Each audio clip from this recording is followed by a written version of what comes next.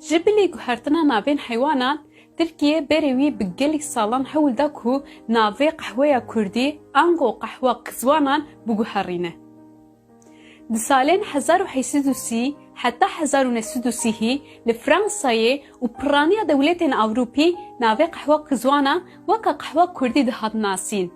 Li piştî komara Tirkî hat avakirin, wan hewl da ku navê vî qehwê bikin qehwa Tirkî. Mixabin van hewldanên wan gihan serî û di sala 2013 de ev qehwe di bin navê qehwa Tirkî de ket lîsteya UNESCO ya mîrata xwezayî ya navnetewî.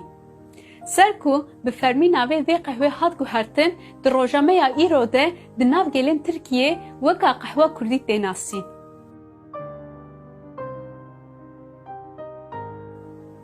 Ji demên gelekî kem de ji ber şer û sirgirên dewletan Kurd li hemû cîhanê belav bûn.